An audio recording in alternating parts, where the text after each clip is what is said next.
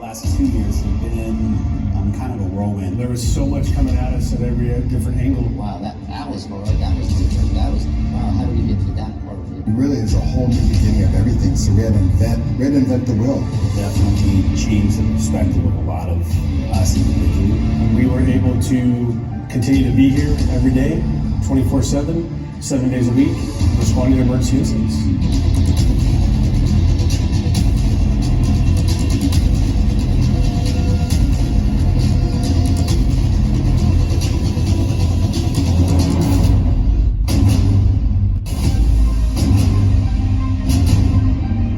So over the course of the last 2 years, California as a state, as well as Riverside County, and more specifically the city of Palm Springs, has experienced an unprecedented amount of vegetation fires. The number of acres burned, as well as the amount of resources required to suppress those fires, is something that here in the city of Palm Springs we haven't seen historically. We had 2 different wildland fires off of Tram Road. One was about 22 acres, and one was about 150, 190 acres. We also had another incident about 200 acres down off of Toledo Road. It was probably the most complex because it covered 3 different jurisdictions as far as local area, meaning the city of Palm Springs, the Bureau of Land Management, and some tribal land was involved in that incident as well. When we operate in those conditions, obviously with 5 fire stations, there's no way we can handle that type of an incident. So we have agreements with other agencies. So the Palm Springs Fire Department participates in the Master Mutual Aid Program. It's an agreement between agencies. For us locally here in Palm Springs, Agua Band Mission Indians, National Park Service, U.S. Forest Service, Bureau of Land Management, Bureau of Indian Affairs, Cathedral City Fire, CAL Fire. we utilize the same frequency, the same strategy, the same tactics, and we all fall together to do one united team. That teamwork together is how we're able to keep fires small and be aggressive at the very onset of these fires. We work great with those agencies, and we have a very good relationship with all of them. But we also participate in a CFAA, which is the California Fire Assistance Agreement. It's mutual aid on a larger scale. When we have these tremendous fires that are historic in nature, no one single agency can accomplish the goals and the tasks. So everybody gives for the greater good. The Palm Springs Fire Department has increased our capacity to respond to these incidents over the last handful of years. We're prone to large wildland fires all the time, and we've grown up with that nature, and the ability to help and want to help not only our local area, but throughout the state, is pretty cool.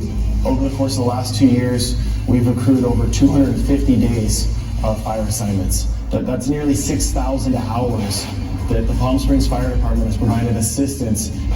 All of that is done through the CFAA agreement and is not done at a cost to the citizens of Palm Springs. Our participation through the Master Mutual Aid and these other programs is it truly at a benefit to our membership as well as to the community that we serve. We've gained skills and knowledge and abilities when we're out on these assignments that you don't incur in your day-to-day job.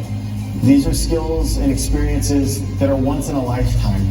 And should those events ever occur in the city of Palm Springs, we stand at the ready because of this. Palm Springs being as close as we are to the mountains, people come from wherever in the world, we're an international destination, and they see those beautiful mountains, and they're here in the summertime to golf and to do outdoor activities, and they think hiking is one of them. They're in for trouble when they get 3 miles up on the trail and they don't have enough water. But we've always had fairly frequent hiker rescue calls. In the last couple of years, especially in the last year, we were going on 1 to 2 a week.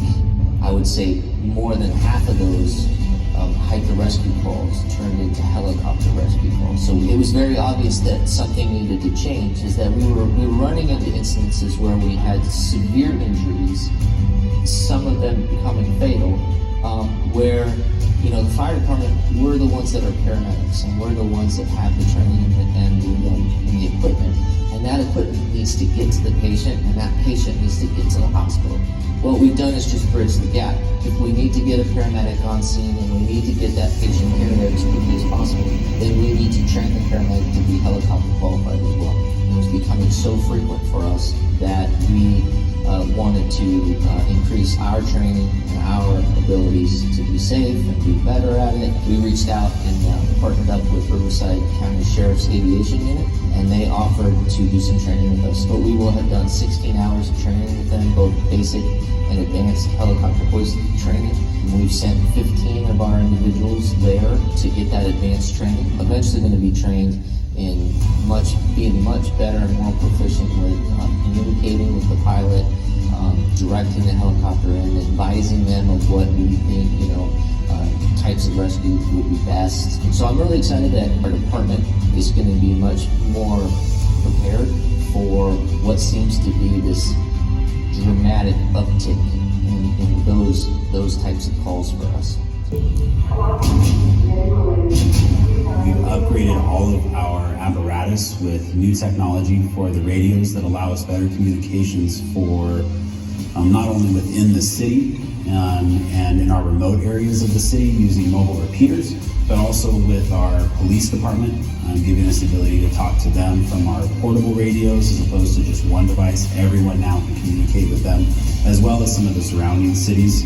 And then that same technology benefits us when we go on the larger strike team assignments. It basically gives us the ability to respond more efficiently, to communicate more clearly with each other, as well as the ancillary agencies that we work with.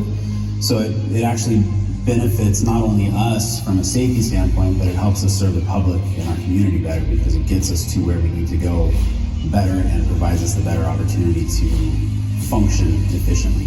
It streamlines the dispatch process. Each time we know exactly what we're hearing and what is to be expected from that automated system. The lights go on. We have little ticker tapes that run that are digital that give us the incident location. There's a TV screen that's inside of the stations so that we know right away that is ours. It is an immediate incident for this specific station and this specific unit. And it's all digital.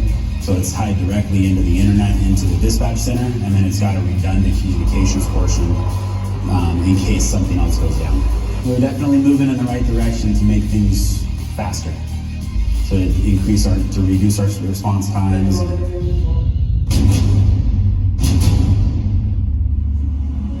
As firefighters, we go through a lot. There's high volume of calls that can take a toll, mentally and physically, on ourselves, on our relationships, on our families.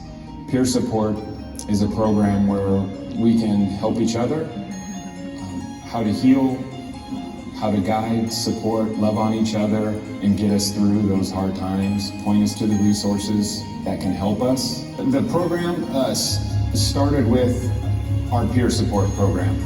It's called the Firehouse Project. Studies have shown having canine therapy or just being present and spending time with a dog lowers blood pressure, reduces stress and anxiety, lower your heart rate, slow down your breathing. These are all, elevate your mood. These are all things that are key when we get to these critical incidents and coming down from the aftermath of an incident to just get us to recenter ourselves. Ranger has had hundreds of hours from trainer David Green. What the trainer saw in Ranger was just his demeanor and his temperament. He's just very mellow and lovable. What he specifically trained for is just to provide emotional support. But this is very, very new ground. I believe this is the first in the Coachella Valley. Where we plan on going as the program develops is getting on scene with those critical incidents, to be there immediately, to just offer support, whatever it may be. It could be to the fellow firefighters, and it could even be to the family that may be going through something critical. That's an option as well. Part of that whole peer support is just to let our brothers and sisters know that we're there for each other, we love you, and speak up. We're here to help, and we'll get you whatever you need. 2020 is a very unique and challenging year for the Palm Springs Fire Department. In the past, we were able to hold toy drives and public gatherings. Due to COVID, we were unable to this last year. due to the fact we had to keep our personnel safe and healthy so we could keep responding to other emergency calls. Luckily, we had two organizations step up tremendously. That was Omaze and the First Responders Children's Foundation. They both delivered one large volume of toys out to us, and we were able to deliver them to the families in need and children that weren't going to get any presents if it wasn't for them. So it all worked well as a team. Luckily to them and other organizations all stepped up and helped us out. We were provide the toy drive that we always have in the past. So we recently got 2 new ARP trucks, as you can see behind me. The technology has changed, and it's a lot better than what it used to be. For instance, these have up-to-date FLIR cameras, which are forward-looking infrared cameras that are able to see hotspots, people that may be exiting or trying to escape the aircraft, make them easily identifiable to provide the greatest amount of life safety. With that said, we wanted to increase our training opportunities, provide the training and the ability to actually work with these new ARP trucks here in-house on our airport. Before, we used to have what they called, we'd go to a fixed facility, which was in San Bernardino, and we would send about 24 ARP engineers to go to the airport and do live fire training. Being that we have 2 new ARP trucks, when we go to the fixed facility, we can't bring our equipment with us. This year we were fortunate, we had a live burn simulator brought to airport property.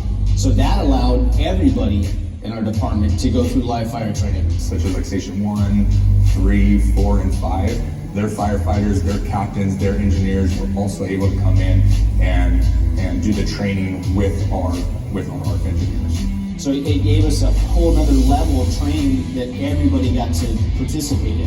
And we're able to do it on our airport with our new trucks and utilizing our own equipment and our own personnel. We have to constantly be keeping up on our staffing. We want to keep up on our training, on our strategy and tactics to make sure that we are adapting with the growth of the city, or adapting with the growth of the airport, and we just got to constantly be on a state of readiness and ready to perform at any given moment. And at any time, you have numerous aircraft taking off. There's 737s with a couple hundred people on board that take off daily, numerous times a day. That threat is always there, and we got to get the constant ready for that. A low frequency, high risk is what we call it, because it doesn't happen all the time, but when it does happen, it's a big deal. One of our engineers, ARF engineers, was out back on the ramp rate, looks up and notices a Cessna fall out of the sky, right in our backyard, right by the tower. And at that point, the crash phone goes off, so we had the 3 crash units, the ladder truck that comes out of Station 2 here. As the on-duty battalion chief, I wait for a report from my captain, and said that we were going to have an extensive extrication operation. We had 1 pilot that was alive in the aircraft and entangled with an active fuel leak. You know, the aircraft's aluminum, so it just crumbles like a tin can. He was trapped within the flight controls and the engine, and it took, I think, 31 minutes to cut her out of that airplane. Essentially a little kid that's crashed and hurt, and we're working to free her. We got active fuel leak going on. We had, you know, there's a lot of moving parts on that. But the guys did a phenomenal job with extensive extrication operations, removed that young lady and had her transported to the local trauma center where she was cared for. It's important to remember that the Palm Springs Fire Department is all risk. Whenever you're having a bad day, you can call the Palm Springs Fire Department and we're going to show up. We go to hiker rescues in the summertime. We're going to, probably 3 or 4 of those a week that require helicopters to extricate, hikers out of the canyons. Traffic collisions, your medical aids, your heart attacks, your strokes, your seizures, hazardous materials calls. If somebody dials 911, the City of Palm Springs Fire Department, we're coming. I'm just glad that we're still healthy, able to do our job on mission, and I'm super proud of you guys. We have very talented, very driven individuals, very dedicated individuals, and I'm extremely proud to be part of this organization and have these folks protecting my family. This past year has shown us that no matter what happens, the local fire department is still going to be here. We're always here, and we're always going to be here.